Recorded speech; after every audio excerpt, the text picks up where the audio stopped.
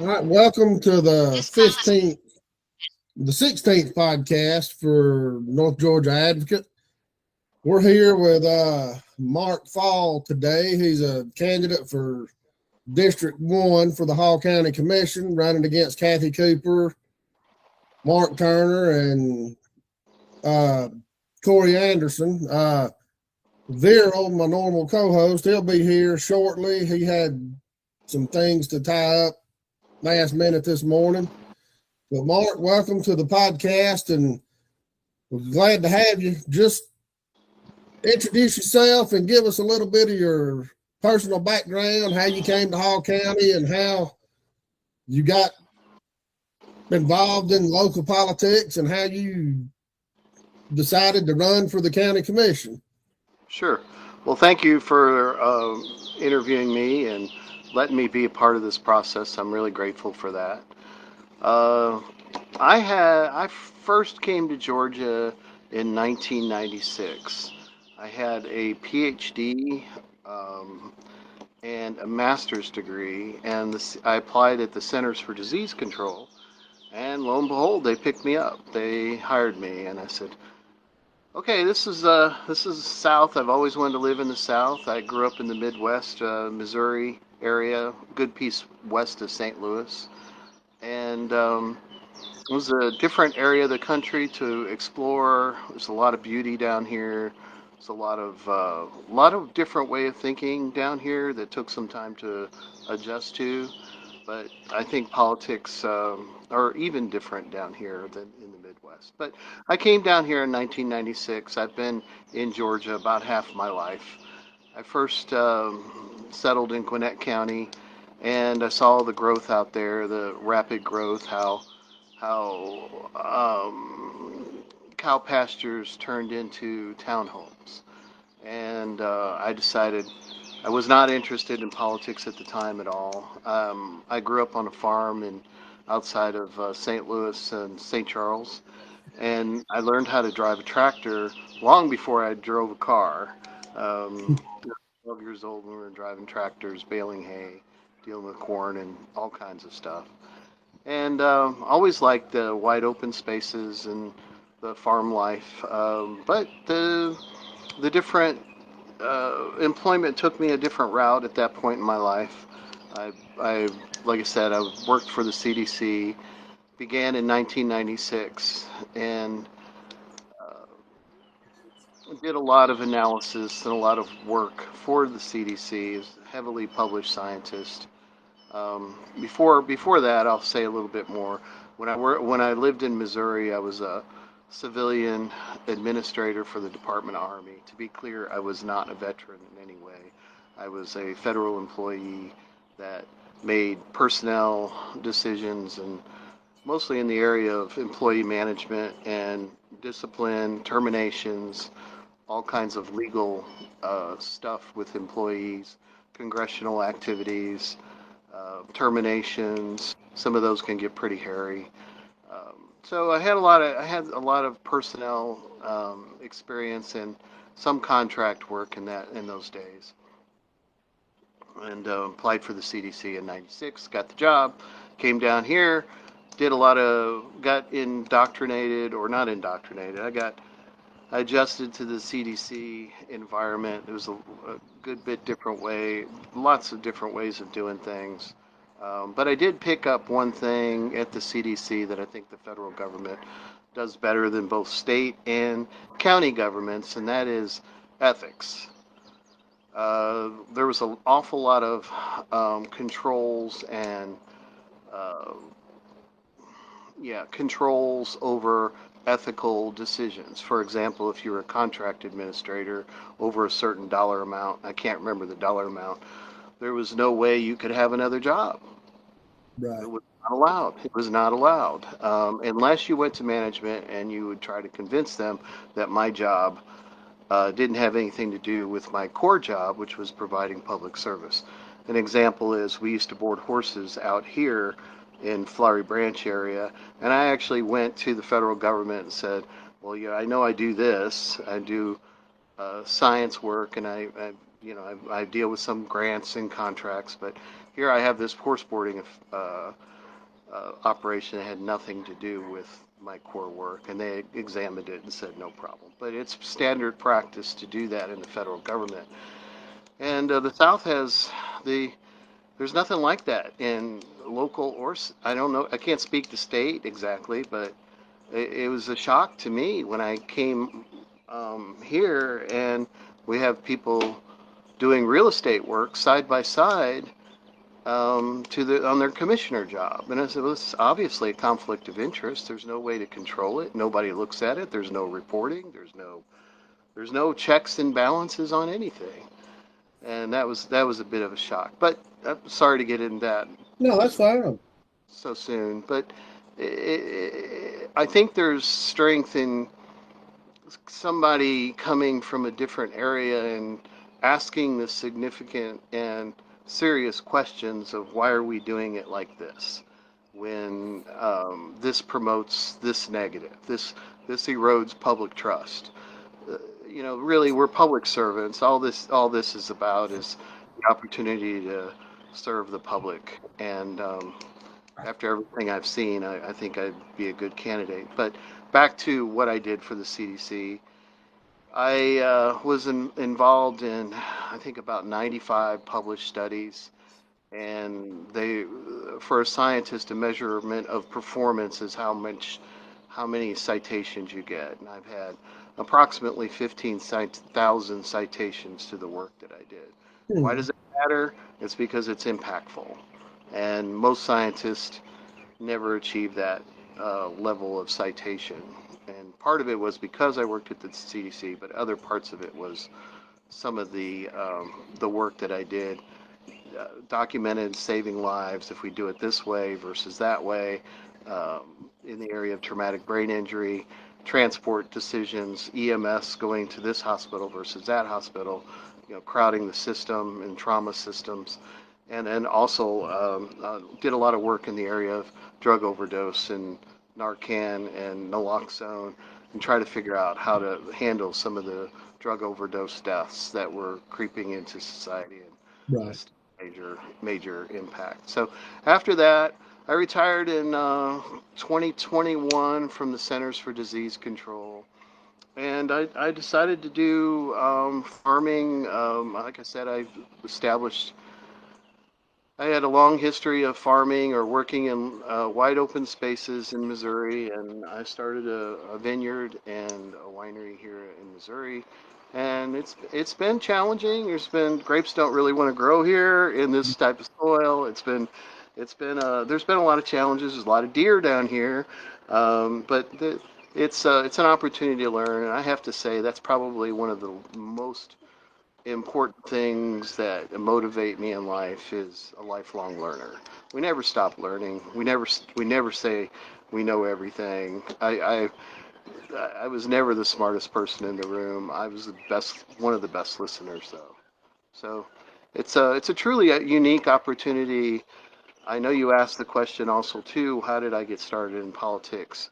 I almost ran in the last term in 2022, and with the winery, all the work that had to be done at that time point, establishing a vineyard, doing a lot of learning at that time about how do you do grapes, how do you do this, how do you do that, and permits through Hall County, and I had to get commercial permits here and construction permits several times. So I gained a lot of experience from zoning issues, and permit acquisition. And this is wrong. There's just so many things I was hit with. It just didn't make sense. Lots of barriers, lots of no-win scenarios. For example, this is 20 acres here, and one of the examples they said was you got to fence in all your 20 acres. Well, that would be about $500,000. Yeah. And it's like, what? Why would you do that? This is agricultural space. And it's because they pulled out the commercial rules because it was a commercial building, and I could never get anybody to understand that these are two different animals. And things like they wanted me to plant trees in front of the vineyard. That's not why people come to a winery. It's just all the common sense stuff. And Right. something's deeply wrong here. And so there's some of the seeds were sown of, I would say, politics or government inefficiency. And then I know you asked a lot of questions. I'm trying to answer all of them. But no, just what this is your time. Just Yeah. So after the winery was established, there was a lot of concern with some of the developments with the current incumbent. She was the real estate agent on quite a few of them, and then she was also getting them approved through Hall County. And I remember the alpaca farm right. that was a good bit of property. I don't remember the exact acreage, but it was large. And I think the citizens came out, and there were over 1,000 people that signed up against it. Um, there was so much vocal resistance to the alpaca farm conversion into high density houses. And if we peel back the layers, guess who's behind it? It's Kathy Cooper. There's Oak Grove, same thing. Oak Grove subdivision. Um, yeah, it's like, okay, there's a trend here. There's a trend here, and I just never really understood how a person can be working in real estate and then turn around and make decisions in real estate that affect the community. I still struggle with that. How anybody can think that's appropriate. Right. And I to this day, I don't. When I tell people that, they're like, yeah, well, that's wrong. That's a conflict of interest. But she wins, and I I think part of it was there wasn't. This is in some ways a thankless job. Let's be honest. The Oh, it person, is.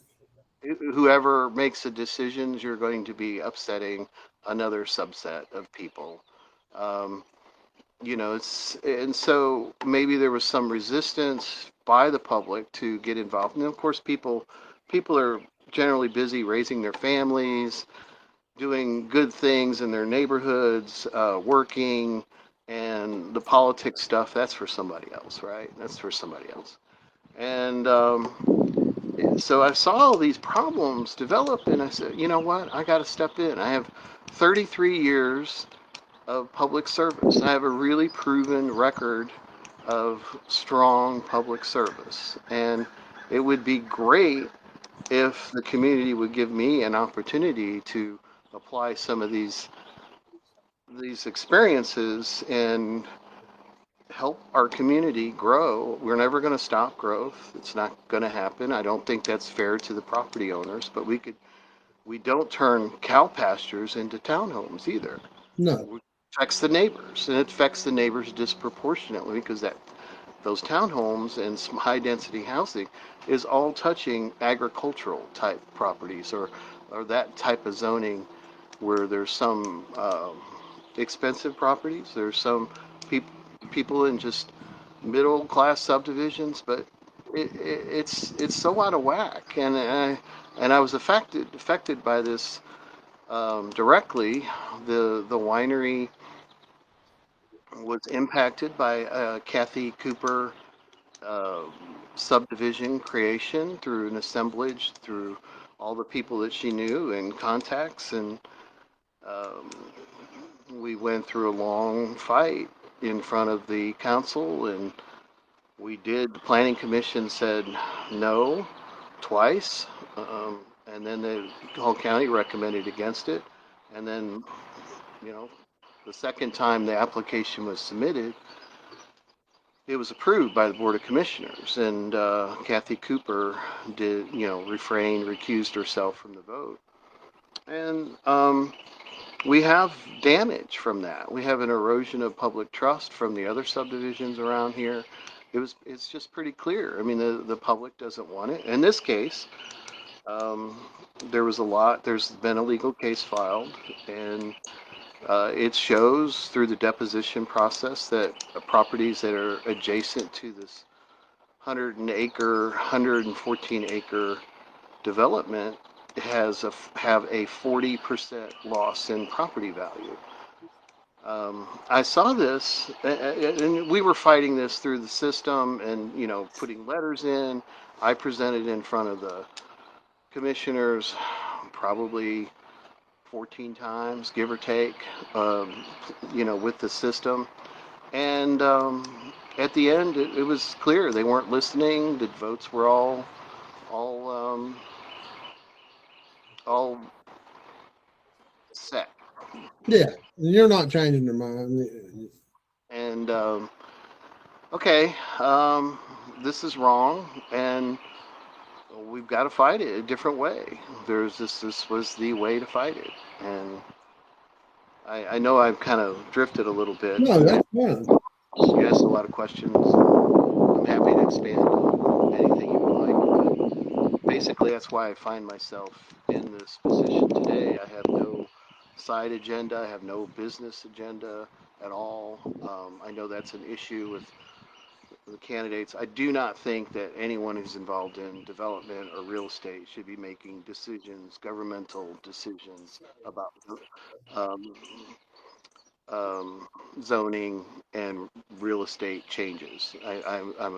Corey Anderson had asked for my support, I think back in January, and I said, "Well, I heard you're a real estate agent, right?" And he says, "Yeah, yeah." I said, "Well, I can't support you. I just the two jobs are absolutely incompatible."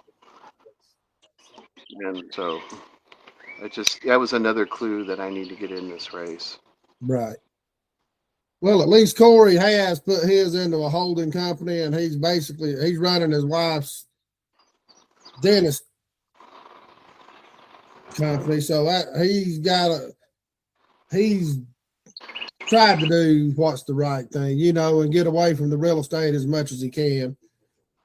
But I get your point. I'm 100% in agreement that they shouldn't be on the commission, or they shouldn't be developing the UDC code, the unified code, or anything, because it's a self-serving. They're going to do it self-servingly for the most part. And that's what we've seen in Hall County a lot. And, and it just gets frustrating that the commission, they demand your respect, but they don't respect the citizens. They don't listen to what they say. And we've got to change that. And you look back at the meetings back when Steve Gailey was on up until 2010, and you go to the commission meetings, they would debate things out in public, and you'd get their thoughts and their thought process. You go to the meetings now, there's no discussion about anything. I've noticed that. It's just procedural all the way down the line. They don't discuss anything, not at all, until somebody gets pissed off, and then they're about ready to come to fisticuffs. Mm-hmm. And that's not how it should operate. And David Gibbs is doing a good job trying to change that. But he's by himself for the most part. Him and Greg Poole is trying to help him too, but 2 out of the 5 is not doing, it's hard to get anything accomplished.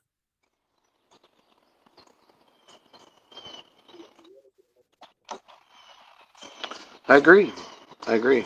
We need ethical conflicts fully addressed and dealt with before anyone's ever elected.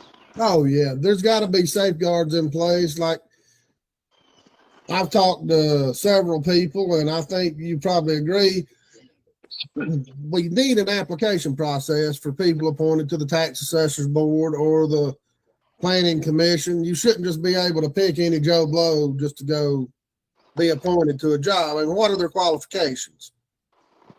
I mean, why would you appoint somebody that's not an accountant or good with numbers to the tax assessors board? Don't have the qualifications. I mean, how do they even begin to handle that type of job? You just can't do things like that and be efficient. I see 2 resolutions to that. I saw this let me tell you a little story about appointees. I did file an ethics complaint against Kathy Cooper back in 2023 for this very issue. I believe it's 2023. Yes, May, somewhere around May or April of 2023, and it was over this issue of how are you a real estate agent and still make decisions in this process? And they withdrew the entire application for the subdivision. It was in the Gainesville Times. What I had stumbled on, unbeknownst at the time, was that Hall County had not complied with uh, the disclosure forms of saying I have a financial conflict. If you notice, those forms that some of the commissioners submit, I have an ethical conflict or financial conflict. I have to recuse myself from this. Those did not start until 2024, 2023. And the reason is because that ethical complaint that I filed, Right. it simply didn't have the right paperwork. And no one had asked these basic questions. Sure, you can chatter about them. You could have a Facebook group and say this is wrong. It's like the group is talking to each other. But the action of filing an ethics complaint actually prompted that those forms being filed by all the commissioners when they have an ethical or financial conflict. I can't say it's done all the time. I don't know, but ethics are a little bit like being pregnant. You can't be a little bit pregnant. Right. If it's one case, a small referral that a real estate agent would get from their position, that is still an ethical problem because they're getting Right. paid for that job to do the real estate work, and they're making decisions on real estate. You don't know how that will come up and um, be a factor later on down the line for properties or various impacts. So there's referral money, there's listings. When a person becomes a county commissioner, they're suddenly in the spotlight, right? And if they have a real estate license, they're going to get more listings. It's just Yeah. logical. That in itself is using the public service job to get um, to enhance their business. Well, yeah, that's like Stan Hunt, case in point on the planning commission. We've got quotes from some people at Norton where Stan Hunt had just done $1 million worth of cabinet work for one section of the Norton industry, just from his job in the planning commission. I mean, that ends up, it may not have started as a conflict, but when you start using your ties on the planning commission or any other commission to monetize your work and yourself, I mean, that's when you start getting into the conflicts, and it's a fine line to walk. And your background, and see, people don't understand how far and wide the CDC stretches. I mean, it's not just Ebola and those major viruses. I mean, it gets into all walks of life. And you kind of even hinted at it with some of the works that you've been at. It gives you a neat perspective on how things should operate and can operate efficiently.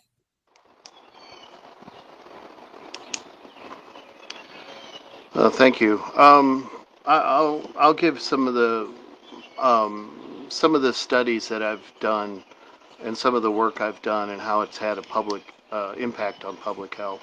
I'll talk about 3 studies that I've less political speak and more like how you help people through policy and the use of data. If I'm elected, I'll be more driven, data-driven decisions. I have no financial incentive here. I have no ethical. Hey, Gary. Sorry, the wind's blowing pretty hard, Mark. Hold on one second. Viral just joined us.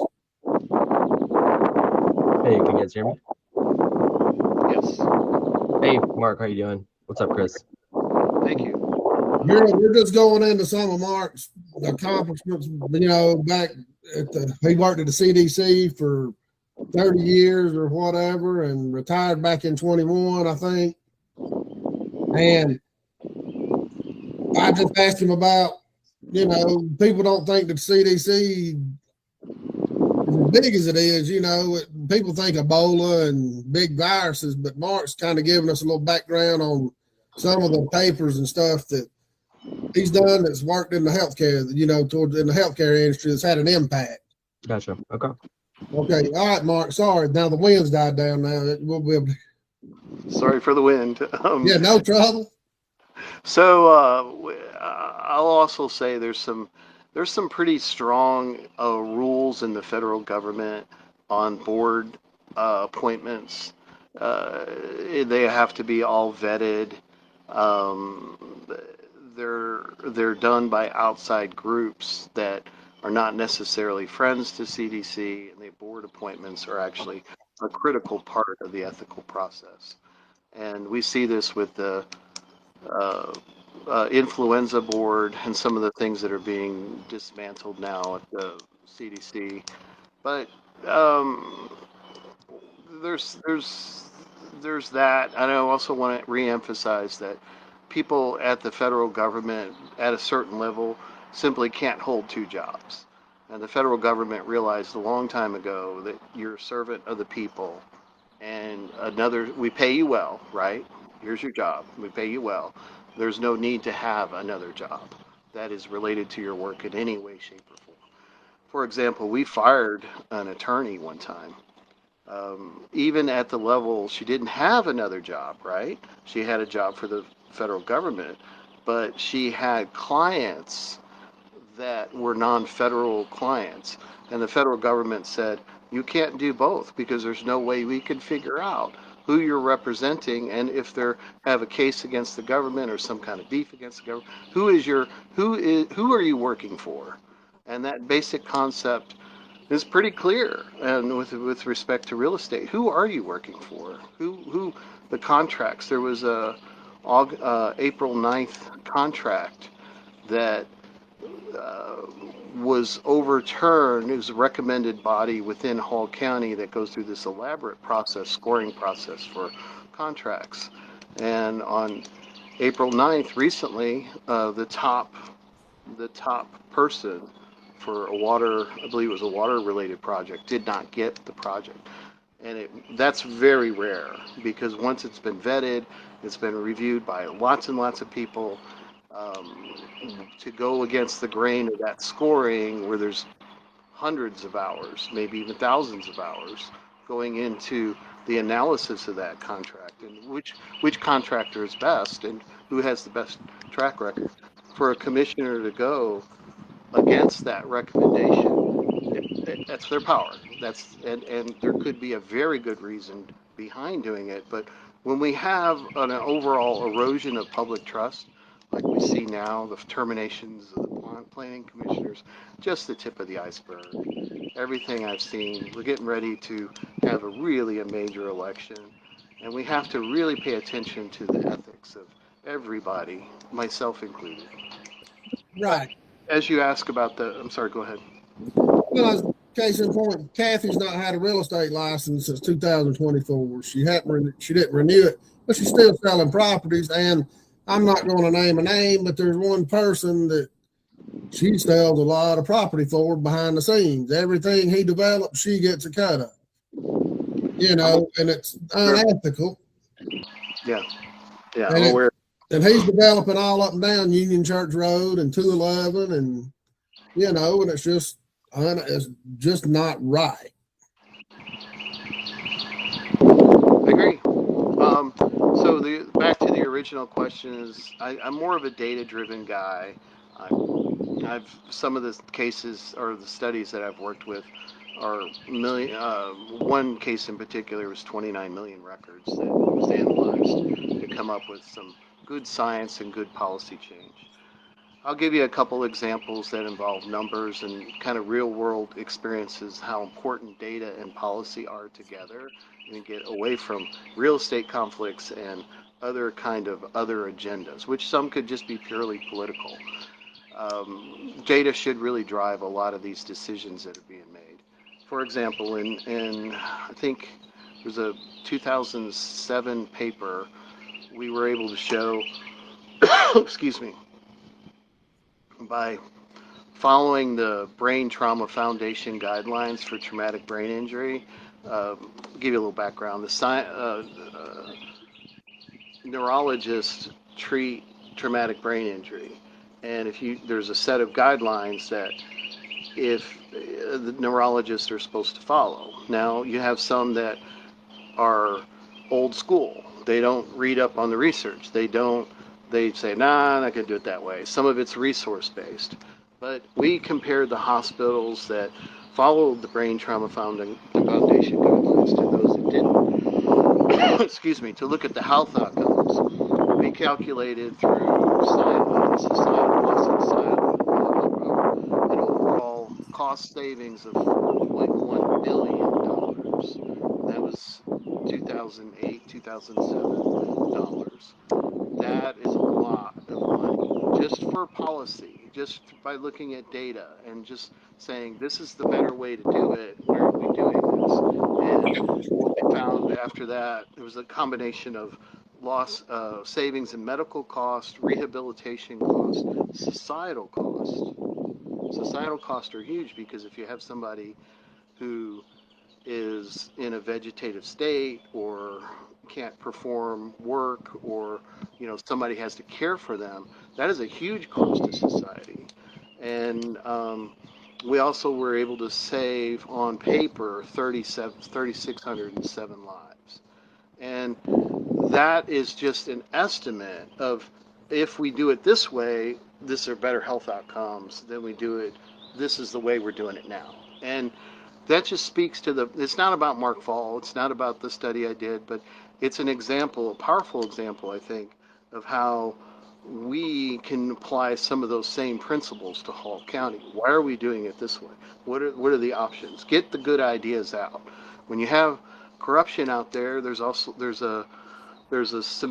suppression of good ideas by definition. Right. Control. It's information control. It's activity control. I give that example. I'm going to give another example here too. We were responsible for setting national policy for the transport of EMS to trauma systems. The ambulatory trucks, where do they go, right? The patient has a lot to say on where they go.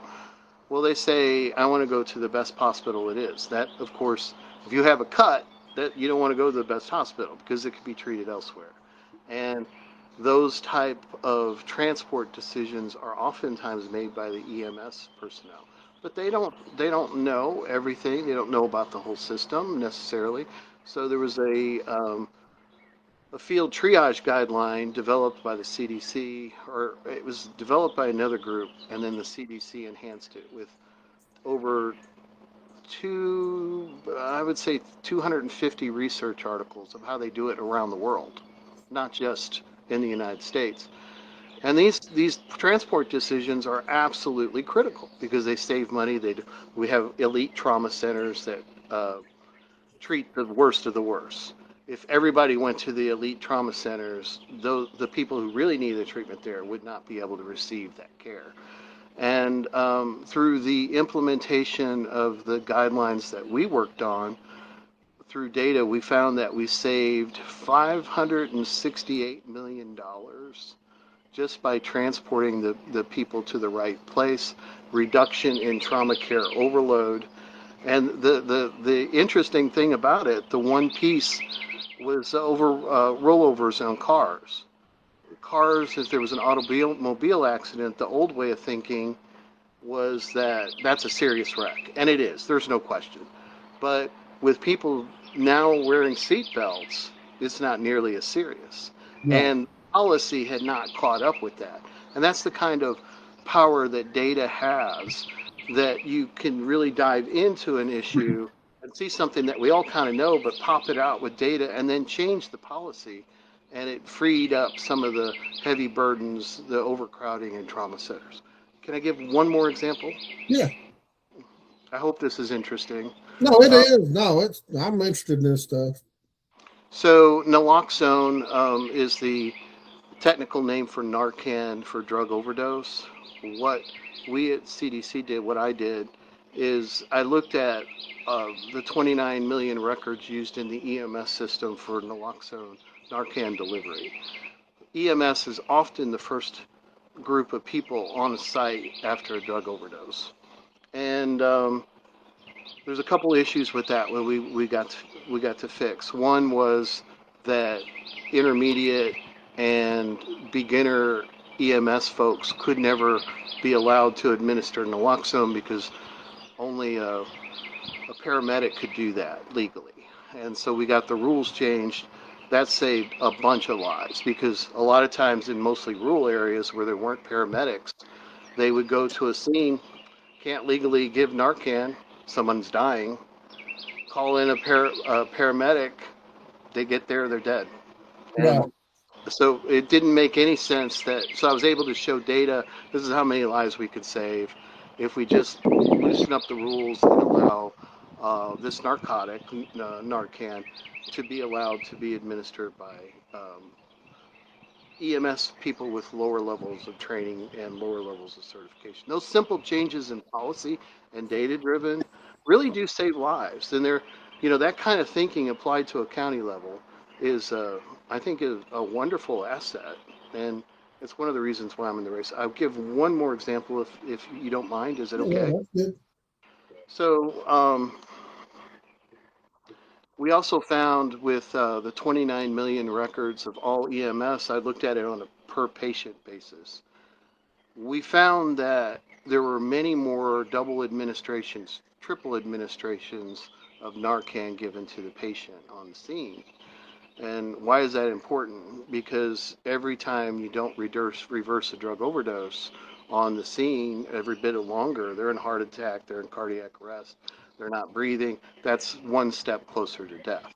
So the old version of Narcan was developed in 1971. No one ever made any changes to the formula. And so what we were finding is that there were multiple administrations, more and more. The multiple administrations increased by 26%. And the reason why is because the opioid environment out there had changed. The introduction of fentanyl was a much more powerful drug. So we needed a more powerful drug to reverse the drug overdose. Now, regardless of where you come out on drug overdose, it's a life is a life is a life. Yeah, no doubt. We're here to serve the public and do everything we can to save lives within reason. And this was just a matter of going to the FDA and saying, let's change the chemical makeup of Narcan to make it stronger. After a little bit of pushback from different interest groups and whatnot, it was mostly the intranasal administration of naloxone, which through the nose like a nasal thing instead of intravenous. Right. That was a better way to get it into the EMS system and to allow intermediate and beginning EMS people to administer it. But we found a powerful effect by using data. We were able to go to the FDA. FDA then approved the more heftier use of Narcan, and it's one of the interventions that is working to decline the impact of drug overdose. Drug overdose is down, and that's powered by data. This is a very powerful story. All these are, and a scientist typically doesn't brag about their work. This is not me bragging. This could be anybody. I could be citing anybody's science. The issue is how someone uses data to make better decisions. Right. And, I've just had a blessed career, and why doesn't that? I think it can easily transfer over to Hall County Public Service in the. Well, it can, is like we talked about just a little earlier about how this is basically you got one little small clique running everything for the most part. They don't, the commissioners and the planning commission and all, they don't listen to the public. They don't care what the public says for the most part. And that's driven by conflicts of interest. And the The way I look at it is we're a small town becoming a more urbanized area, and the old guard and the people that are here still want things to be like a small town. Like when somebody gets appointed to the board, like Bradley Dunkel, who's got a huge conflict of interest because he works for one of the biggest developers around, to the planning commission. Everybody saying, oh, he's a great guy. He's this, he's that. Well, he may be a great guy. That does not matter. That is not the point. And that's the thinking we've got to change. And, and how would what are your thoughts on that and your recommendations of how we can get the public to understand that these decisions can't be made by good guys? They've got to be made in the best interest of everybody involved. I think Corey. I know very little about Corey Anderson, but what I've seen about him, I like him. I like him. He's a pleasant person, and we can exchange ideas, I believe. But in a sense, that doesn't matter when we're serving the public. The public needs to know that we have freedom from ethical conflicts, even if they're small. They should not arise, because what's happened in District 1 is those little conflicts that probably started out in the beginning, people got away with it, and then it gets bigger and bigger and bigger as the person gets more powerful. They get more connections. We all know the routine. I am free from that. I don't develop property. I talk to the grapes. That's about it. So, I don't have any. We sell $12 glasses of wine here. There's no conflict there. It's a little bit shocking to see all this go on, and I agree with your premise.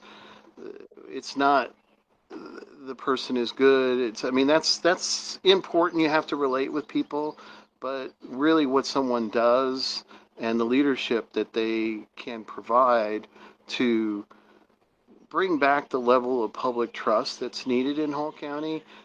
I'm not saying they have to be an outsider, and I'm not an outsider. I've been here for 30 years in Gwinnett and Hall County. But we see it a little differently, I would say. I think that's accurate. And case in point, when the property next to me didn't sell for years, it was listed with Norton, and then the family went and approached a county commissioner for the real estate listing because the landowner always wanted to have it developed. And so that is a county commissioner who is a real estate agent, might as well just be wearing the badge of the real estate company on their shirt. And it's a pretty powerful distinction. It's important to make sure that we're free of conflicts as much as possible. Right. Well, it was like Kathy Cooper. She recused herself on the Winder Highway property on the first vote, but now, since her real estate license had expired, she unrecused herself on the second vote to be sure that other addition went through. And I know Viral and I have talked about this a lot. That should have been thrown out 100% right then. And that's one reason why Jody White has started her lawsuits against the county to stop this stuff. And it's a shame that one resident and our small team working behind the scenes is having to fight for the whole county like this, where, it should be everybody's pissed off about it. Well, I think Jody White and Vicki McDermott, they've done a good job of raising some of these public trust issues. I think it's very, very important. I think it's up to the leadership of those groups and people like myself to channel that in effective ways to make the change. It's one thing to be talking to yourselves, but it needs solutions. It needs action. And I think really the most powerful thing you can do is not sue. The most powerful thing you can do right now to change this is get the right people to actually make the decisions. Right. Voting, it's voting thing, it's not necessarily a lawsuit thing. Yeah, that'll get the attention. It'll probably be settled. It'll be quiet. Everyone signs an agreement saying they won't disclose the details. Does that affect policy change? It's not as powerful as getting the right people on the job. Oh yeah, no doubt. But at some point, you've got to put your foot down and say, "Hey, we're not taking it anymore." Because basically, like Bill and I talked about this before with Tyler Crawford on. Now we've got developers going up there saying, "You either approve what we're doing, or we're going to sue." Threatening the county commission, and and that's just not how it should operate. Well, the property right, It's fundamentally broken when that stuff happens.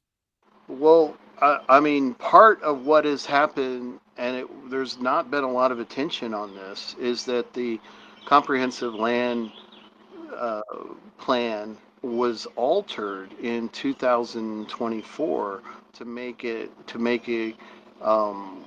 lot of the a lot denser property. I think it went from 2.5 per acre, which is very, very dense when you think about it. Oh yeah. When you add it, because sidewalks and roads are all exempt from the calculations. Stream buffers are exempt from the calculations. So it's not, I mean, we can visually imagine what an acre is and then 2.5 homes on it, but that's not the way it's calculated. It exempts roads, it exempts sidewalks, it exempts some of the infrastructure. And so when you start adding up all that concrete, you have a lot of problems with the water, the rainwater, especially during heavy rains, to simply absorb into the remaining ground. It's all concrete, it's all roofs. But the bigger point is that was changed, I believe, either to 2.2 or 2.0. And that was done with a list of steering group committee that reads like a who's of developers in Hall County and people with special interest. Tyler Crawford does an excellent presentation of this. And it was just like, wow, I didn't even know that. I mean, it makes sense. It makes sense why things are this way. But just to get public input. And then at one point, one person in planning and zoning approached me, said me, I'm so glad you had some input on this new comprehensive development plan. I said, I had no input. Don't put my name on anything. I had no input at all. And that was probably a mistake on her part, but we need public input. We stop looking at citizens like there's some group to be dealt with and start including them more and more in the process. And that's the ticket to get public trust restored in Hall County. And we're not going to do it by voting in the same old type thinking people. The real estate thing is a known conflict. It's well known. More people that think and do and behave that way is just not healthy for the county. Well, no, and we talked about it last show, like the development authority. The commission gets to promote, choose one of them to help develop the UDC and all that. But the development authority gets to name the two candidates they get to choose from.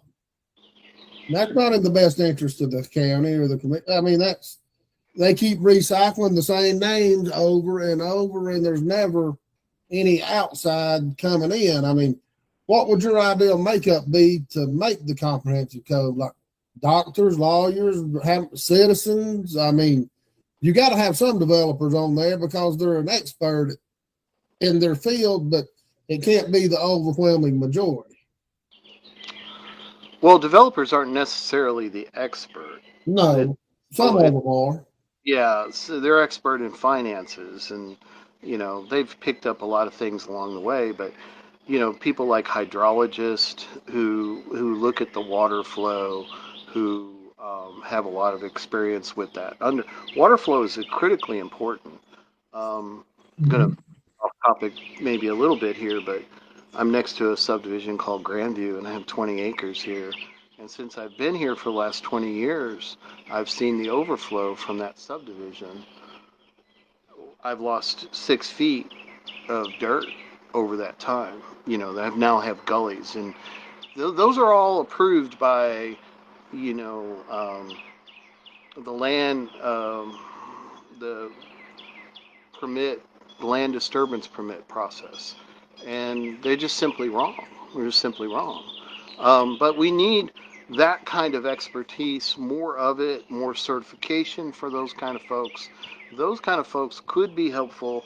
I know that's a little bit at odds with what I said, but those kind of folks that are not in the pockets of the developers, we need those kind of people with good certification, good engineering skills to come in and look at an area. The case in point, Hall County has an engineering department. They don't care. If there's an engineering stamp, they don't care if it's lenient engineer or strict engineer. They don't care if it's development engineer, powered engineer, which they all are because they're hired by the development, or somebody who's really a stickler for every drop of water, because there's a lot of judgment in those kinds of designs. We need more certification. We need to tighten down that process. But your question goes back to the overall, how do we get more public involved? I think you bring up a good point as far as the application process for these county commissioners. They should not be appointed by the commissioners themselves. There could be an outside group, a third-party private sector group, come up with applicants. Here's the application process. People apply if you want. And that third-party group has no affiliation with Hall County. They can check the ethical conflicts and get some new names on them. There's good people to fill those spots, especially with the growth of the county. It doesn't have to be, well, John, I know John over here, he's done this before. We'll get him back in and do that. There's all kinds of ways that we can bring in citizens into boards. Hall County recently did. When we had our legal conflict with Hall County when it began, I said, well, I've, to dovetail into your question, I said, well, I've contacted a lot of lawyers in Hall County and nobody wants to take this case. And the reason is because they're getting business from Hall County. Yeah. The government hires them and they just simply don't want to bite the hand that feeds them because the government will have a long memory. And so we had to go pretty far out to get an attorney that would actually take the case. And because even Atlanta firms represent Hall County. Just one of the little factoids that's everybody knows everybody and it's business as usual. But we need to figure out how to get more citizen involvement. Initially, when I said to planning and zoning, says, well, I don't agree with the zoning decision. It hurts me a lot, and it hurts a lot of my neighbors. Is there a zoning board of appeals? Because look, Forsyth County has one. It includes citizens from Forsyth County on the commission itself. They would have a check and balance process. Because we don't have anything like that. You'll have to file a lawsuit. Well, so there are simple ways there are simple ways that we could tweak the process to bring in citizens who are knowledgeable and are fair. It's a little hard to find, get the right people in, but some kind of good quality citizen input into some of these zoning decisions and take away some of the power of the county commissioners because right now they have too much power. People do not understand how much power they really have. Oh yeah. So I'm kind of my story's choppy here, but so I went back I said to Beth Garman, who I really liked. She was a wonderful administrator in Hall County. And I said, these counties do it this way. Do we have a process? No, have to file a lawsuit.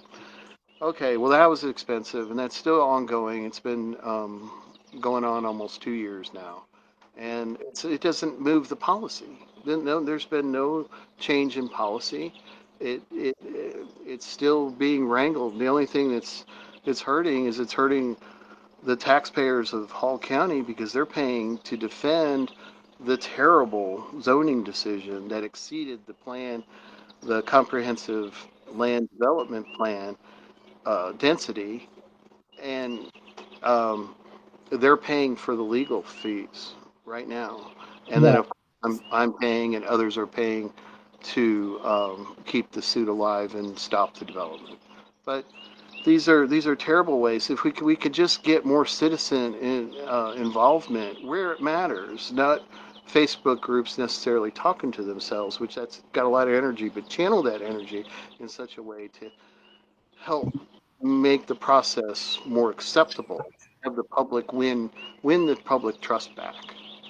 Right. Well, I think this election, I think, is going to have a lot to say in that. Are the citizens just going to sit on Facebook and be keyboard warriors, or are they going to show up to the polls and actually push for actual change? So we'll find out soon. And Bill, I think we talked about it. Isn't the density for apartments like 8.5 per acre or something? I mean, It's like 8 per acre or something like that. Yeah. There's 2.5 for homes or townhomes, but it's like 8.5 if you build apartments. Mm-hmm. That's why all these apartments are going up now. They're maximizing the density of how they build, and it's just that's not a good thing either, building all these apartments, because history shows within 10 to 15 years they're not kept up, ownership changes, and they turn into really,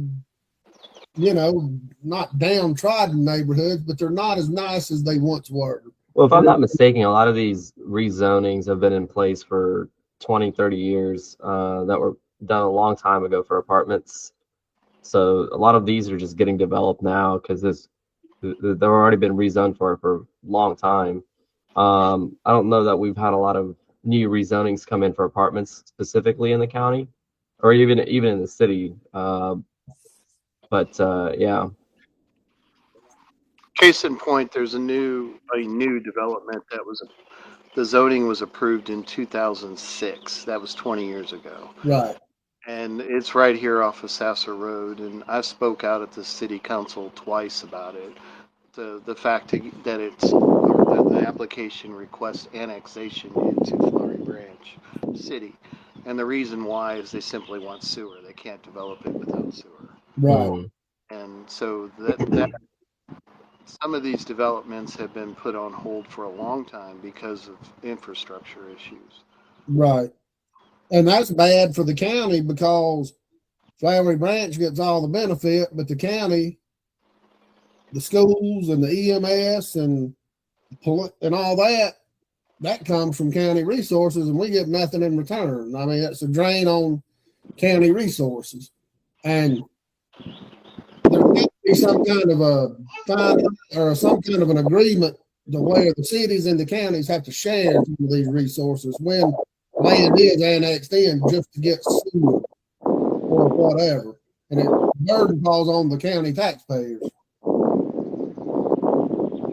Mark, so talking about your data-driven analytics and decision-making process from the CDC, is there anything in the county specifically that you've seen, just as an example of that could easily be applied to, and stuff that you already kind of see, like, we could dramatically change this? Well, the low-hanging fruit is taxes. It's the county assesses a property. If you haven't noticed, the assessments for Hall County have absolutely gone through the roof.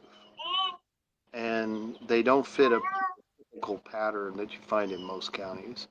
The assessments are very, very high. They typically don't reach the full market value in most counties. So what I would like to do is to look at the assessment ratio of what the county says the property is worth, and look at what the private sector says the property is worth, and we'll see. I suspect we'll see a lot of imbalances in what is found compared to other counties, because we're all in the process over the last 3 years paying for a new courthouse that we didn't know till legally recently. We didn't know that was on. Some people knew, but public knowledge is only really come around recently, and so the county's been banking funds for a while, but that's part of the erosion of trust. Why didn't the county just say, we're doing it? We don't know where. Give us some public input. From the beginning. Yeah. Really just dive into it. But I would say low-hanging fruit right now is the assessment for property taxes. It's in some areas it's absolutely gone through the roof. Oh, it's terrible. I'm sorry? I said, oh, it's terrible. Like this property, I mean, it's increased in value almost 70% over the last 4 years. Done no improvements, no nothing. I mean, it's ridiculous. Well, since I've been involved with resisting Hall County, one of my properties has gone up in assessed value 300%. Oh yeah, that's crazy. I mean, that's just, and then your taxes go through the roof, and then they wonder why people have trouble paying their taxes, and then they want to come and say, oh, we cut your taxes by rolling the millage rate back. Well, you roll the millage rate back 1%, your property value goes up anywhere from 30 to, in your example, 300%. You've not saved me a dime. You cost me thousands and thousands of dollars, and we see that all over. County commissioners have the power to freeze assessments. They have the power to roll back millage rates. We need to do instead of hiding behind the numbers and doing this magic formula in the background, we need to get into, and what are other counties doing?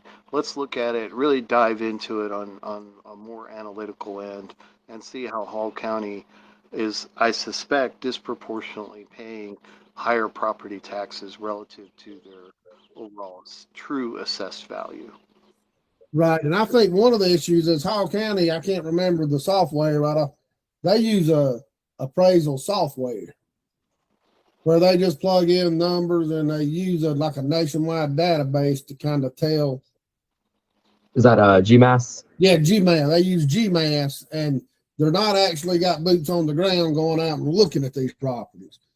A lot of times, the only way your property gets looked at is if you ask for an appeal and they come out and actually inspect your property. And I think that is a lot of the issue. They don't really know exactly what's going on these properties. And, and a lot of times they find it just by Google Maps or something, by accident. Is there a way to increase that without increasing the budget and hiring a bunch of people to go out and look at properties? I mean, is there a happy medium anywhere?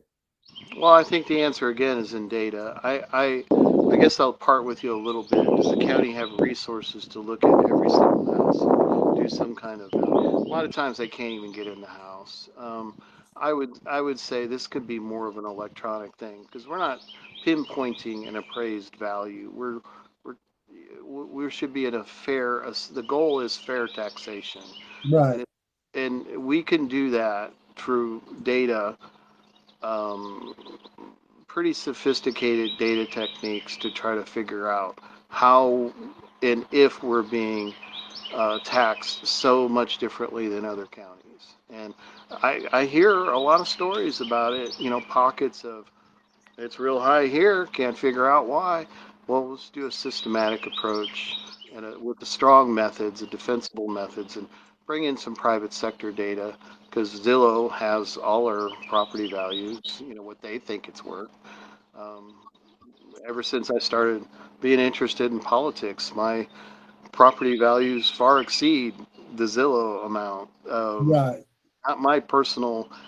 I'm not on a vendetta here or anything, but if it's happening to me, it's happening to other people, and other people's I've seen are virtually unaffected. So put some light on it, analyze it, and figure out how to fix whatever is broken if problems are verified through data analysis.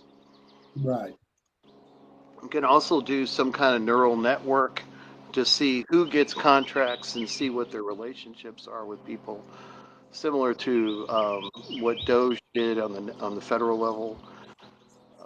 Find the relationships and see where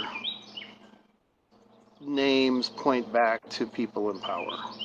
Right. And around here, that's easy to fine. And that's, we've got to, and I think a lot of it is now we see some of these, a lot of people call them the games with Godfathers. They're losing a grip on their power, but just number one, naturally, because of growth, there's more people moving in. And number two, now people are waking up to saying, oh my God, how long has this been going on? And I think that's the dynamic we're seeing right now. And the only way to push that forward is more transparency. Like, example, talk to old commissioners, they said it was a full-time job. They always were on the phone. They're answering constituents' phone calls, emails, out in the community. And now we're hearing nobody on the commission does that. There's no outreach with the community. There's no returning phone calls. There's no returning emails. I mean, do you think that being more outgoing as commissioners would rectify a lot of these situations? Well, as I said at one point during this podcast, being a county commissioner is a thankless job at some level. People are upset. This is a heightened period of time. People know something's wrong, and they may not be able to put their finger on it, but they don't trust. And it's become a more hostile job because there are limits to what a county commissioner can do, a lot of limits, but they also have a lot of inherent power. We want commissioners to say, I voted this way for this zoning because of XYZ. But I suspect with the contentious environment that we have in Hall County, all the commissioner meetings are full to the brim of just the hostility right now. They're reluctant to say anything because of maybe some legal concerns, or just if you turn left, you get whacked. You turn right, you get whacked. We want a more positive environment where county commissioners can talk to people and really do have discussion. You only do that in a free of conflict environment, and we don't have that today. Right. My goal would be to promote that very positive relationship between the constituents and the commissioner. It's critically important, and it's not going to happen overnight. Well, no, and case in point, I wasn't going to bring it up until Tyler brought it out yesterday on a YouTube video. Case in point, at one of the GOP meetings, he brought up the influence the Norton agency has on policy. And he wasn't trying to dog them out. I mean, it's a fact. They have so many people on all these boards and committees, and Frank puts out this yearly forecast, and it's a major influence on what goes on. They sent him a cease and desist letter demanding him take down all the videos and publicly apologize, or they were going to sue him. They're trying to intimidate him into bringing out any conflicts. And and stuff like that has got to stop. I mean, you can't have these developers and real estate agents and stuff going around suing potential candidates and regular citizens for speaking out. He didn't say anything disparaging. He just brought to light of all the power that they have in town. I think the story speaks for itself, right? Yeah, I mean, protecting their power base. I've been to over the years. I've been invited. I think about 10 years ago, I was invited. I looked at the data and what they call data analysis. I mean, there were some basic numbers, but they would say things that didn't necessarily play out in the summary data. And that's as a person who's trained in methods and data analysis, I didn't get to the conclusions that they were making. right. Freedom of speech as citizens, they have products, and it would seem like they're open to criticism just as we are. I don't know what the legal aspects of that would be, but I'd be interesting. I would be interesting. It would be interesting to learn a little bit more about that case. And they're pretty well established in the community. It's been decades. Right. Yeah, I don't know. I'd like to learn more about that actually. Okay.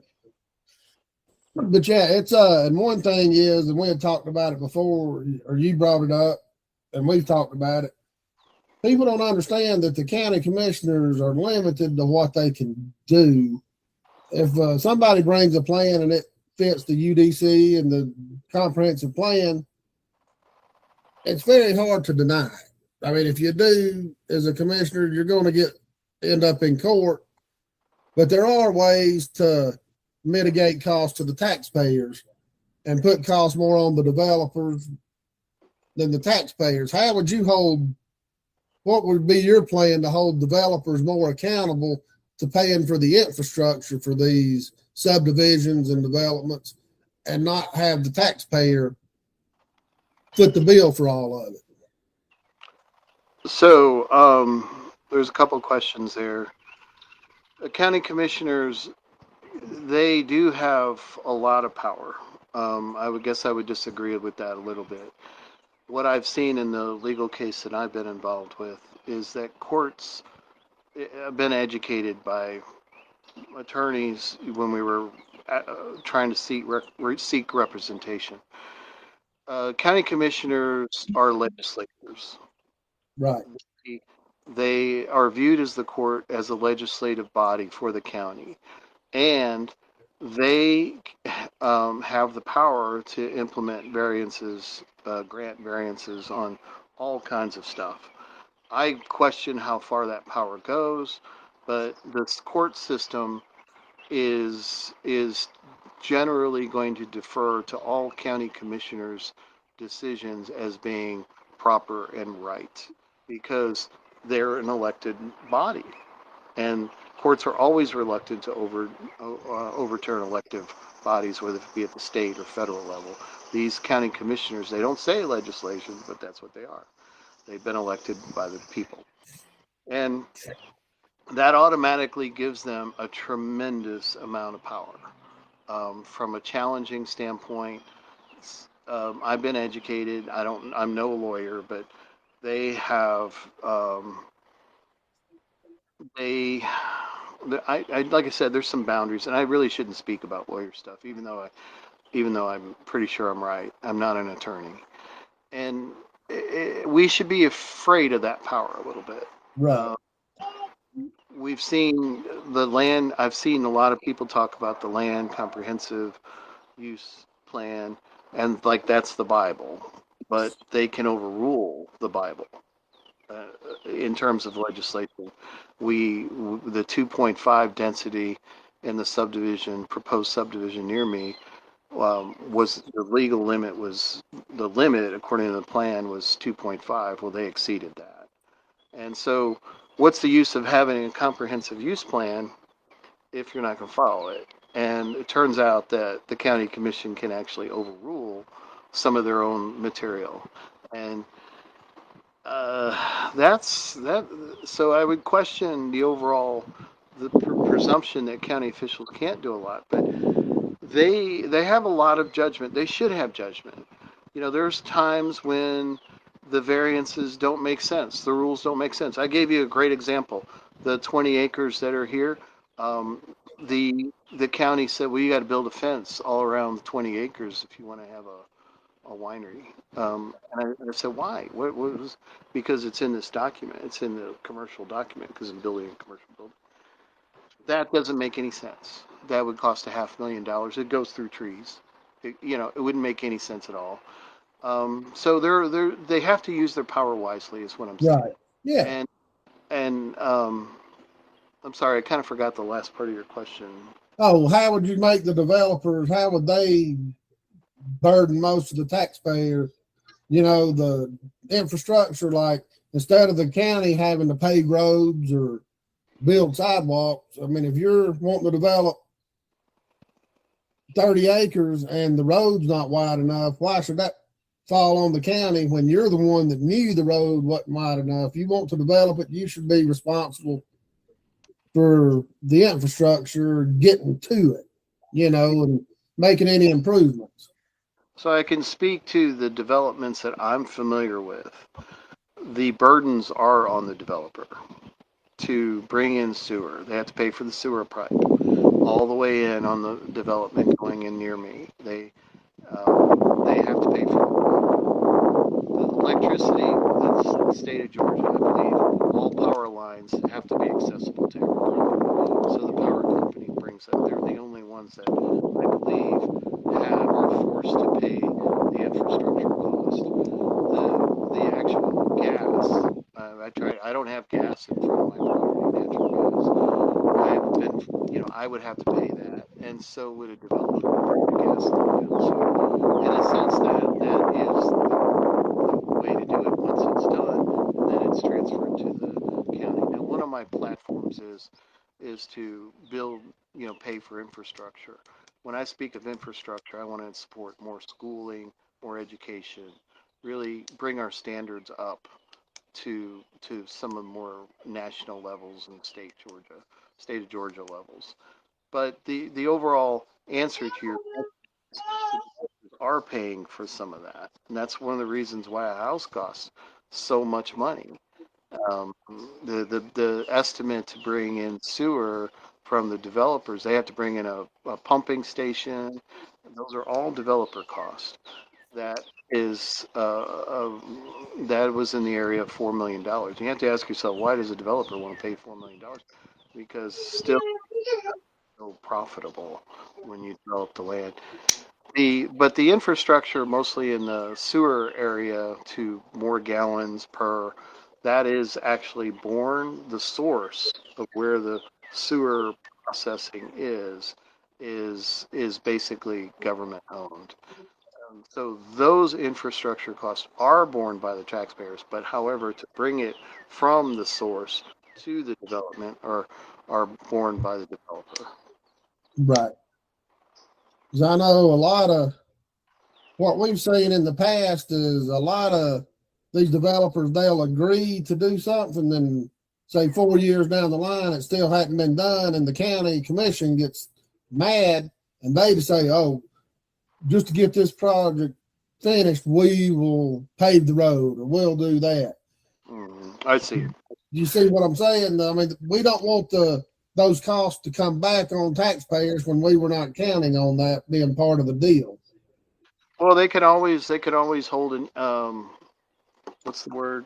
Earnest money on the side. Developer, we're going to put this amount of earnest money for this project, walking trails through the park. Those are typically when a developer says they're going to do, oh, we're going to do walking trails here.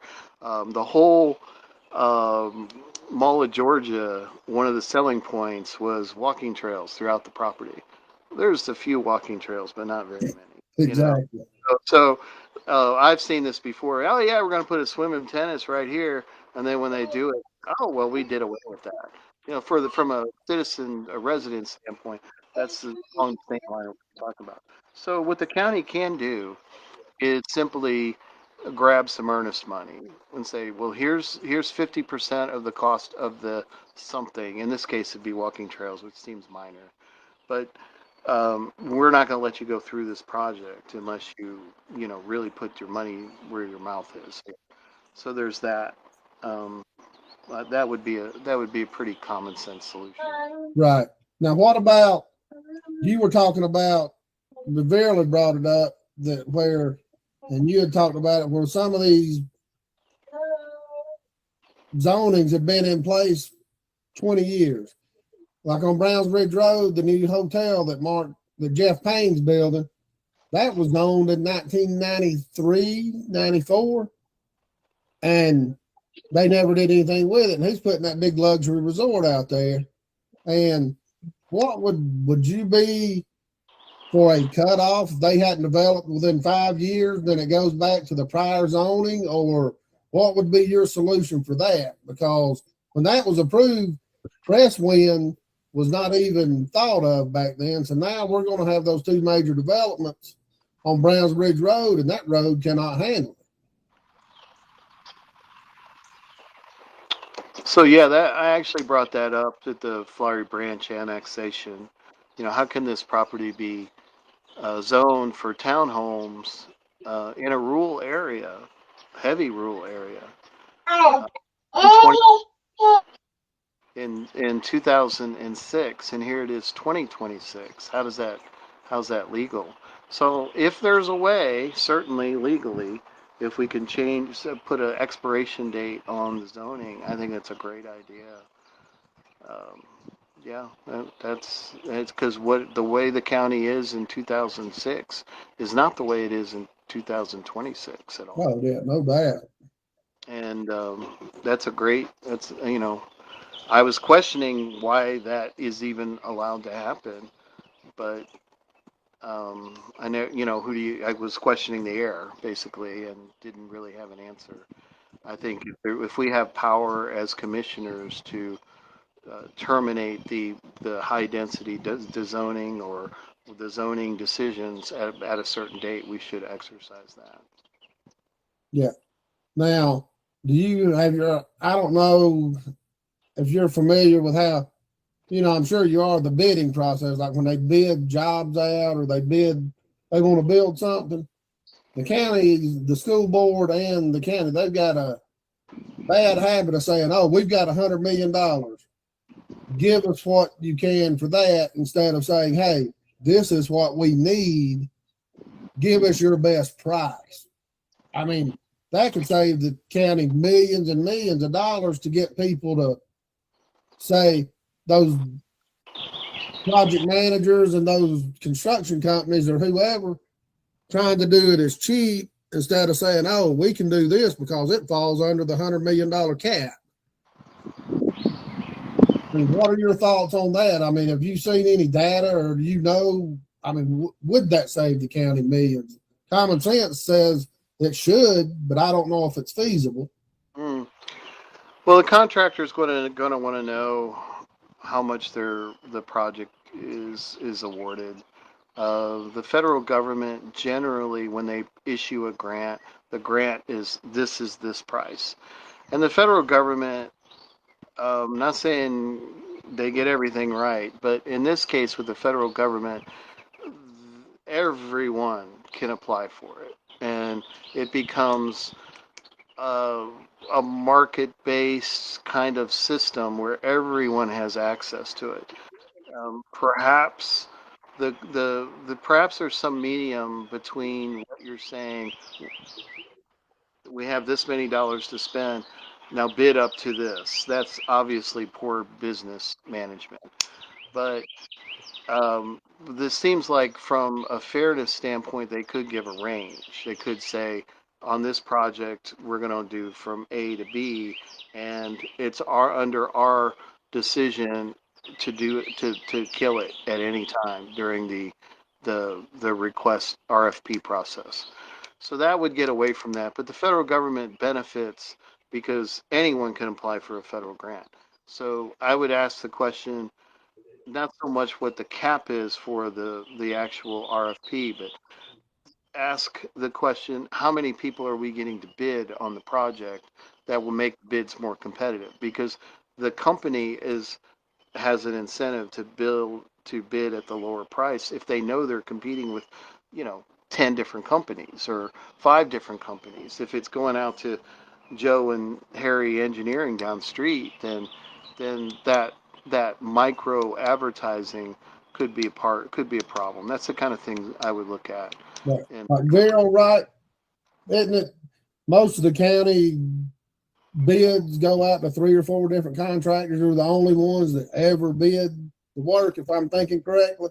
Yeah, so from what I've been looking at on the doing business with Hall County page, some of the bigger stuff, a lot of the bigger contracts is usually 2 or 3.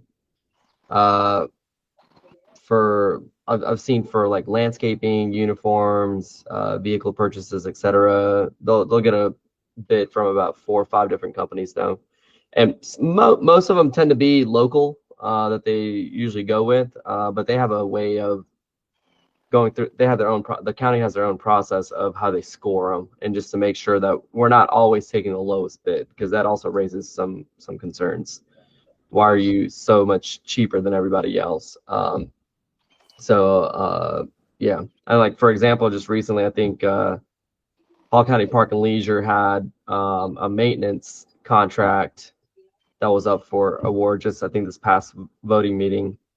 The lowest bid was about $100,000 less than what the nearest the second lowest was, and so that certainly raised some questions as to, are they going to be able to get it done, or are we going to have to go cancel this later on and fire these people because they can't do the job for what they quoted it at, and then have to go back to the second highest. And so Brent and his team with the Park and Leisure Department said that they've done their homework with it. They think they can handle it within their constrained budget. So yeah, I think as long as we get, I would say at least a minimum of 3-4 bids for any given project, bid, job, etc. I think that's fair, and as long as the documents are easily accessible to the public to be able to review it too, just to get an external audit in a sense. When we did grants for the federal government, I used to make decisions on funding on opioids or trauma services. We would typically see about 20 to 50 applicants. And with that, you would get a much tighter, high performing group of people because they did want the federal job, the dollars, and they were incentivized to get the funding. So I guess I would work to try to get those numbers up, making sure that we attract business from other counties, and making sure we have a competitive bid process. Yeah, that's the key, because I would say more than half the work in this county goes to Carroll Daniel. I mean, it's just almost a given. And the main reason is they do a lot of work. They do decent work, but they're very familiar with it. The county's familiar with each other. But at the same time, that familiarity can also bring in some questionable work or dealing sometimes, because as a builder, you may go, oh, they're not going to check on that, or they're not going to worry about this. And as the county, they say, oh, we can trust them. They've done a great job, and I just see that turns into a big conflict of interest there. And like you're saying, we just need to make it to where more people are accessible and want to bid our jobs.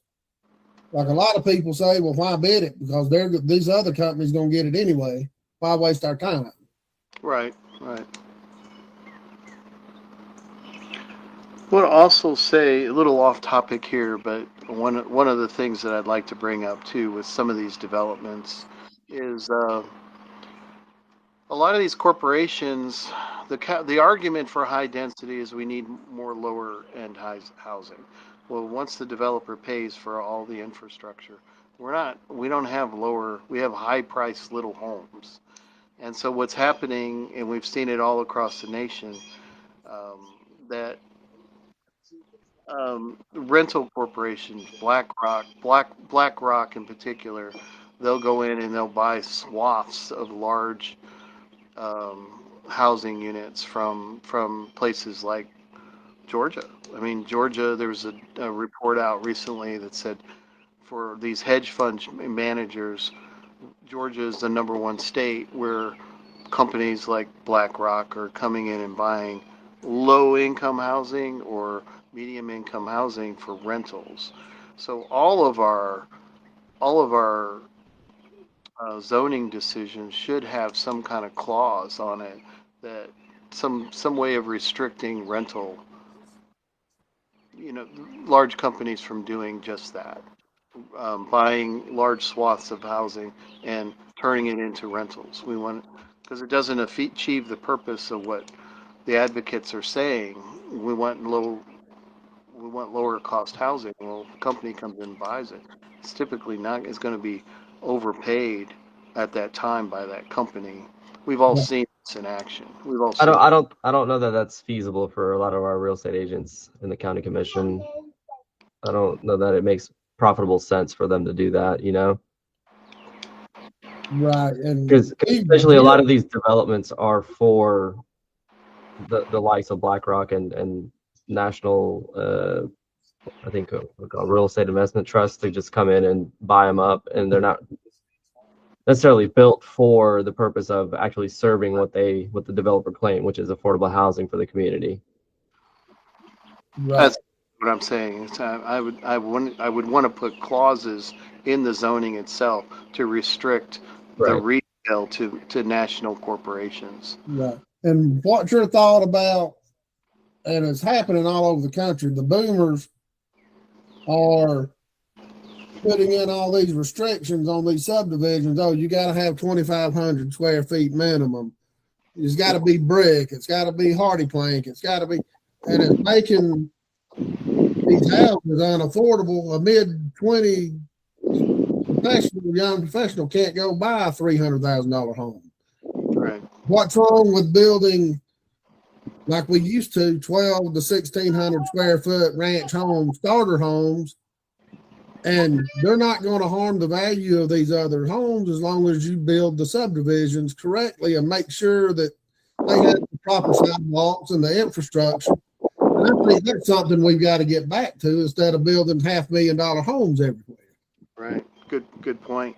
My first house was 900 square feet. It was a 2-bedroom house. Right. And I learned a lot of do it yourself projects, and just there's a lot of value in just fixing up your own home. But those homes don't exist anymore. No, they don't. They're very, very hard to find.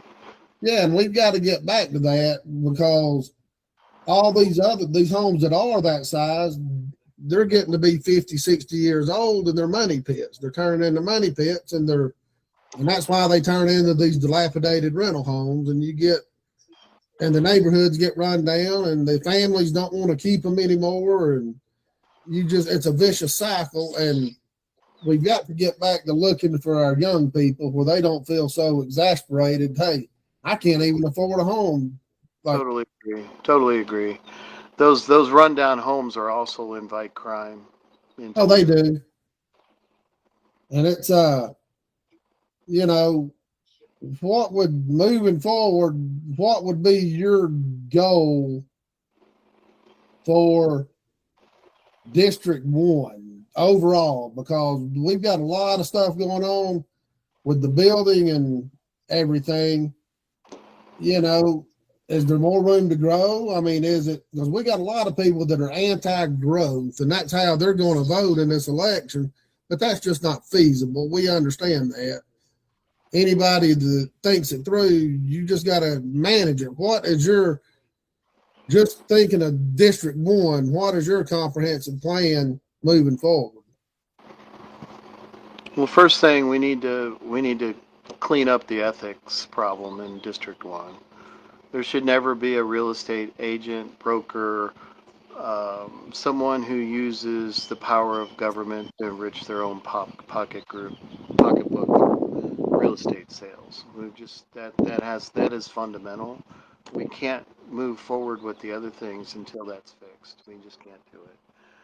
Other things is some rules like change of the comprehensive use plan to make the PRD developments harder and harder to approve. When a developer comes in, they all go toward the highest density they can do. Yeah. There's no agricultural. There's nothing wrong with, putting the agricultural zoning allows 1.8 homes per acre. I believe that's the figure. Well, you can get a pretty nice home for that. That's pretty nice, And Right. we need to have that balance back. Now, pretty much every plan submitted is high density, and so we've got to put somehow promotion on development in normal subdivisions the way it was 20 years ago, the way it was 10 years ago. I'm around Quailwood and Grandview. They're wonderful places to live. Eli Valley is a wonderful place to live. I realize land is not being made anymore, and I realize it's harder and harder to do developments like that. But it's good for the overall health of the community to keep it low density or reasonable density. And I don't think we should stop growth. It's a normal transition of property. As property owners have rights to, they have rights to sell their land. What they don't have the right to is to change the zoning without reasonable consideration of the whole area. I'll give you an example. This is zoning by taking is one of the terms, or taking by zoning. Uh, you can't put a brothel next to a house because the brothel, it's a silly example, but it brings it home. You can't change your zoning. Sure, that homeowner that owns the brothel, in theory, makes a lot more money. Well, that's not the only consideration. The consideration would be the impact on the entire area. And that's what we're kind of missing is the property rights of the existing people, the silent citizen that just looks around and says, well, these townhomes, now I open up my window, I'm going to see townhomes. There's one property in particular, it's worth $3.2 million. And they're 50 feet away from a PRD that is townhome heavy. And those are property right issues for people. And Right. so the comprehensive plan, I know that it's not being followed properly now, but we need to put some teeth into that, and we need to somehow make it easier for the zoning appeal process to really bring it back to the comprehensive land program or use plan. We also need to make sure that we have the setback restrictions not so tight. I mean, we have some developments that there's 15 feet of distance between house A and house B. That's not much of a house. Yeah. Can kids play in that kind of environment? Yeah. Those kinds of things need to be all looked at and changed. And it starts with getting the right. You can't get there unless you have the right people in place, and people that are free of ethical conflicts. That is fundamental, and that's what we're missing right now. Right. And I know Tyler had brought up a good point. He says, how in the world can Flowery Branch get 10% of their citizens' input on the UDC and their comprehensive plan? Well, Hall County can't get but 200 or 300. So, I mean, how do you even develop a plan when you have no community input? I mean, how do you get that across to the people that, hey, you need to speak up if you want a say in this? Yeah, I mean, I don't remember seeing it ever advertised for input. I was told after the fact, thanks for your input, Mark, but I had written so many letters about zoning, and I guess maybe she got confused. I said, I've never seen the plan. I can't endorse it. I can't look at it. And like I said, it's a who's of all the developers in Hall County, and that's we got to get citizen input back in. No one really. That's a very reasonable argument. Yeah, no, throughout that whole process of them coming on with the new UDC, it wasn't very heavily advertised or anything. It was just like if you went by the planning and zoning department asking some questions, they might tell you, hey, we're in the process of doing that. Like that's it. And this is when there was a different director that stayed around for just a year, 2 years, Randy. And yeah. Doverton. Yeah, something like that. And she just kind of mentioned that to me. And I was kind of interested in being a part of it too, and just kind of being, involved in the whole process. But I never got told dates of when the meetings were, any particular inputs or steering committees or anything like that. And I've reached out to the planning and zoning department multiple times about data center usage, because data centers weren't in the old code. And so that was something that, I brought it up, and they were already considering adding it to the new UDC as far as a possible use case with a special use permit in industrial zonings. So Yeah, that I mean, to Mark's point, it wasn't very heavily advertised to get public opinion, and I think it's I hate to think this, but it was probably purposely done so that Oh, way. it was definitely purposely done that way. Yeah. Yeah. So to answer your point, Chris, how can people from different counties have a disproportional impact? We can simply solve that with using scientific approaches. We just randomize invitations. We say, okay, your name, you're the random person, you're 26 on this list, make sure it's all done right. You are invited, Mr. Smith, Mrs. Smith, whoever, you are invited to participate in the comprehensive land use program. I have not seen any kind of citizens approach like that being used. I have seen it. It is routine in the federal government, I will say, and I'm not holding the federal government as an organization that does everything right, but I have seen that kind of randomization and invitation will go a long way to addressing lots of issues, disproportional, set, making things input proportional to the area, and then also making sure counties are represented properly, making Right. sure attitudes are represented properly. Well, and the county does, and they've got to get out where they just advertise it on their website. I mean, they don't put it in the paper, they don't put it anywhere. It's just if you don't go to the Hall County website, you don't know anything that's going on. Yeah. Well, I've navigated. We've all used the whole county website. I'll put things in there that I know happen that don't come back, and they don't come up in the search results. Right. This that happens to all of us. So it's we always have to improve our communications and input, desire for input with the citizens, and that's just honestly just common sense. That's maintenance. Putting it out there in a jumble of web pages isn't the answer. Right. Well, and one good thing we've seen, and Viral mentioned it last week, that Katie, since she's been in charge, she actually reads the public comments that were submitted online.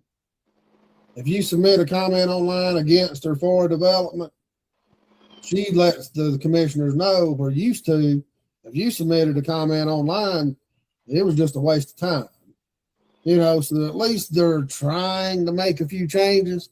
Yeah. And with this we're fixing to have to get a new county manager because Zach's resigning. And the last two county managers have been hired without even a application process. They didn't even get applications.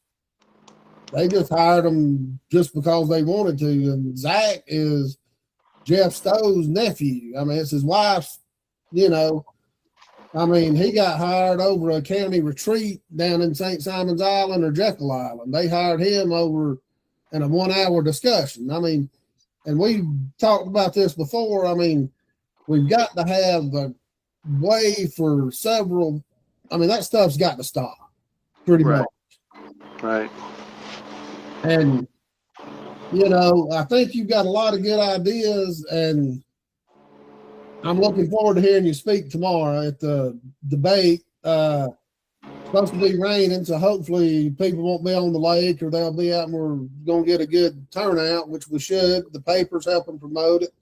And I think it's a great idea because it's nonpartisan. You don't have any of the political parties, trying to kind of steer what the candidates say or what they do. And, what's your thoughts on the whole process of the nonpartisan? I mean, because I'm a firm believer that you have to run under a political party per se, but once you get in office, you have to represent everybody. It's not a political position. It's not a party politics position anymore. Sure. So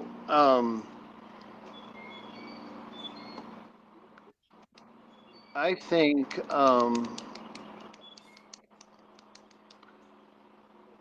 it's great Of all the jobs on the election ballot this year, the cluster of county commissioners, they seem to me to be the least partisan. If you ask me, because the kind of things that come up, as you alluded to, they cross cut all kinds of issues. And if someone gives me a call about topic XYZ, it's usually traffic. Some people approach me on traffic issues. That's not partisan. A lot of the issues are not partisan. If somebody has high density subdivision being proposed and right next to them, that's oftentimes not partisan. It's you just don't want it. You just don't want it. Or so these are more people. I'm happy to say that I don't sense a lot of partisanship in the county commissioner races. I don't hear the federal issues and the state issues are so very different, with the exception of probably school and where we put monies for different kinds of budget issues. There really are, they operate, in my personal view, a little bit nonpartisan, which is kind of healthy and nice from what I've seen. I like to keep it that way. I just want to make sure we're free and free of ethical conflicts. Right. And I know one major thing with is the school board. We hadn't touched on a lot of that, but it is a major concern with residents and a part of the commission, because around 60% of your property taxes go to the school board. Right. And the way it's ran now, I don't know if you're familiar with it, Schofield pretty much runs the show. I mean, right.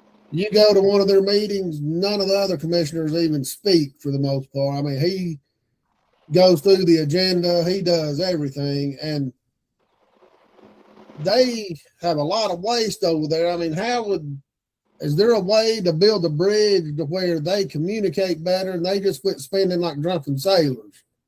I mean, they just spend what they want and basically say the taxpayers are going to pay for it. Because Schofield will just flat tell you, you either pay a SPLOST or we're raising your property taxes. We're getting our money. Yeah. You know, and that's not a good way to go about things. Right. Well, we have the power of the vote. We just need to get out there and use it. And citizens need to become more knowledgeable. Groups like Concerned Citizens of Hall County and Hall Informed, they're actually serving a vital role in getting more information out. We also see, we see the decline of newspapers across the country. I've heard a lot of negativity about the Gainesville Times. It's just, they're doing what they can with the resources that they can, and I actually think they're a pretty good paper. But information is key to shed lights on problems and win back the public trust. Right. And I'm with you on the Gainesville Times. I don't think it's a great paper, but I support it because I pay a monthly fee to help them, because people don't understand a lot of places don't have local papers. And if we don't have a local paper, who's going to cover our local politics? I mean, who's going to get it out there? And even though they may be biased in some ways to some of the developers and the old guard, but at least it keeps the community engaged to some point. Right. But we can't expect the Atlanta Journal-Constitution to cover Hall County. That's true. So, anything else you want to bring out before we start wrapping things up? Viral, you got any more questions? Or No, not really. Well, I think we covered a good bit today. I just want you to, anything else you want to talk about, let's go ahead and bring it up, and we can, well, this is your time to promote what, to give us your ideas and how you would move forward. So, and I think we're all in agreement that the change has got to come from the corruption and Kathy Cooper and all that stuff. I mean, and I think, you bring a lot to the table, and you brought it up before. you never stop learning. You've always got to keep your ears open and learn from different people, and different perspectives matter. This has been a very thorough podcast. I've enjoyed it. The only thing I would bring up that I think we're missing in Hall County, and it doesn't take a lot of dollars to fix, is since I've opened a winery, I have learned that adults are looking for things to do. And Hall County, beyond restaurants, boating, we're not really maximizing the tourism, agritourism dollars that can come from White County or neighboring Gwinnett. Gwinnett has a population of 1.1 million people, which is larger than some states in the United States. We would love them to come pay spend their dollars in our county, Atlanta too, and we're not maximizing some of the key attributes of this area, which is the beauty of it all.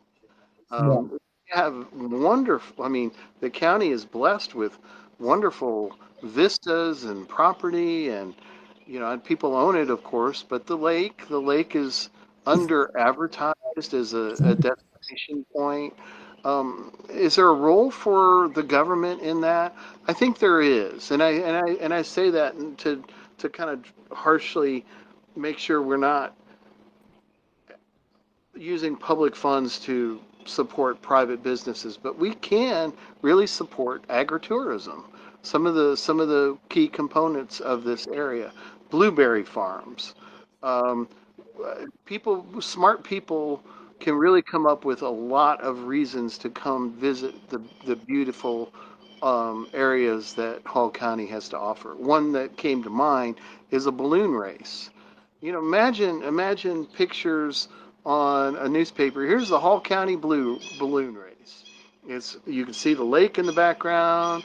You can see um, all kinds of things that this place has to offer. The quaint little towns like Flowery Branch, and really start promoting this as an alternative, if you will, to some of the Dahlonega spots. And we're mired in the day to day. Hey, this zoning bothers me, and this, but we got to think past that and a little bit more toward growth too, like what we can do as a county. There are no county of festivals that I'm aware of that are supported by Hall County. You'll have the cities of Flowery Branch. They do a little festival here and there. Um, some other towns do, but there's no concentrated effort to really bring in agritourism dollars. Can I give you a firm or whatever that is? No. Can I give you examples? Maybe, but I think getting people in a room and smart people and try to figure out how we can leverage this county to become more of a tourism spot is easy, low hanging fruit. Right. I Yeah, there don't. is a lack of it. There's not, the only major thing in the county is mule camp, and it's ran by the city. Mhm. There's nothing in the county anymore. They used to have the county fair years ago before you came down. It was down there at the fairgrounds that are behind the old Nichols Diner. Mhm. Back there, that land that's undeveloped, that was the old Hall County Fairgrounds. Mhm. And they Mhm. used to have the big Hall County Fair, but that went away 30 years ago, Mhm. 35 years ago, and there's not been anything to replace it. I know Franklin County has a rodeo. Right. They used to have a rodeo down in the Gainesville Civic Center, somewhere around there, or yeah. But I mean, they bring bulls in. But we need to get back to that agricultural piece of Hall County that has kind of eroded away, and people who live in small density houses in Atlanta, in Gwinnett County, we're right across the door from Gwinnett County. Again, $1.1 million. Why aren't we attracting them to come out here and see some of the beauty that what we have? Yeah, you got Cumming over here. South County's got that many people as well. I mean, there's a lot of places we can draw from. I mean, and that's a good idea. We've got to take advantage of it. And one reason is I think is we have a lack of hotel space in Hall County. Mm-hmm. And I'm not against hotels. I'm just against where Jeff Payne and all them trying to build them right now, you know. But that's a good problem to have. We've got a lot to offer, and we've got to figure out how to get it out there. Right. So, all right, Mark. Well, we appreciate your time, and I look forward to seeing you tomorrow, and we will get this out here. I'll get this up tonight, and I'll message you when I get it online, and you're welcome to use any parts of it in your campaign or whatever. Just cut it up, whatever you need, and we wish you good luck, and we hope that worst case we can get a runoff between you and Corey or you and some Mark. There, we know she's 100% out of it. Yep. Well, I'm grateful for the opportunity. Thank you. All right. Thanks, Mark. Thanks a lot. Take care. You Bye. too.